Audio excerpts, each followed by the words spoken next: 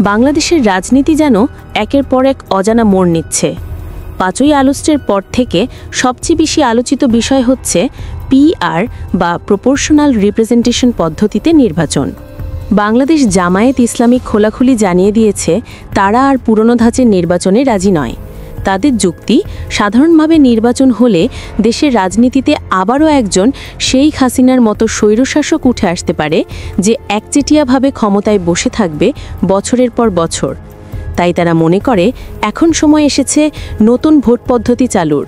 PR vote পদ্ধতি আসলে কি? সহজভাবে বললে এটি এমন একটি ব্যবস্থা যেখানে প্রতিটি রাজনৈতিক দলের প্রাপ্ত মোট ভোটের অনুপাতে সংসদীয় আসন ভাগ হয়।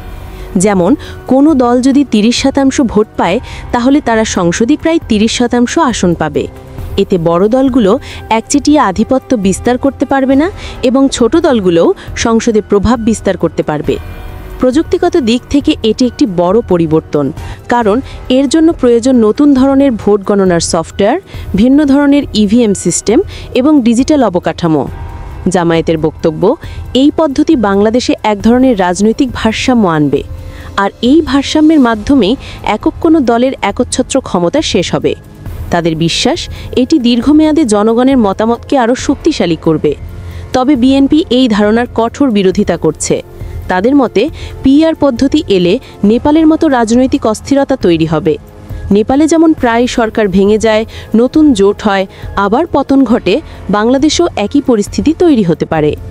বিএনপির বিশ্লেষণ অনুযায়ী বারবার সরকারের পতন মানে দীর্ঘমেয়াদী কোনো স্থিতিশীলতা থাকবে না, বরং এতেই গণতন্ত্রের বিকাশ। কারণ এতে কোনো দল বছরের পর বছর ক্ষমতা আঁকড়ে ধরে থাকতে পারবে না, বরং প্রতিটি দলকে জনগণের কাছে জবাবদিহি করতে হবে। অন্যদিকে জামায়াত শুধু বক্তব্যে সীমাবদ্ধ নেই, তারা সরাসরি রাজপথে আন্দোলন শুরু করেছে। রাজধানী ঢাকা থেকে শুরু করে বিভিন্ন জেলায় মিছিল মিটিং করছে। ডিজিটাল যুগে যেখানে অনেক রাজনৈতিক দল অনলাইনে সীমাবদ্ধ থাকে, সেখানে জামায়াতের সরাসরি রাস্তায় নামা নিঃসন্দেহে সরকারের জন্য বড় চাপ তৈরি করেছে। এদিকে সরকারের জন্য আরেকটি গুরুত্বপূর্ণ ঘটনা হলো মুখ্যমন্ত্রী কমিশন বা পাবলিক ওপিনিয়ন কমিশন গঠন। এই কমিশনের অন্যতম সদস্য নোবেল বিজয়ী ডক্টর মোহাম্মদ ইউনুস স্পষ্ট জানিয়ে দিয়েছেন আগামী ফেব্রুয়ারির নির্বাচন পিআর ভোট পদ্ধতিতেই হবে। তার এই ঘোষণা রাজনৈতিক অঙ্গনে যেন আগুনে ঘি ঢেলে দিল। একদিকে জামায়াতের দাবির সঙ্গে মিল পেল, অন্যদিকে বিএনপি আরও ক্ষুব্ধ হলো। এখন প্রশ্ন হচ্ছে, বাংলাদেশ কি সত্যিই নেপালের পথে হাঁটতে যাচ্ছে, যেখানে ছোট বড় সব দল সংসদে আসন পাবে কিন্তু সরকার বারবার ভেঙে পড়বে?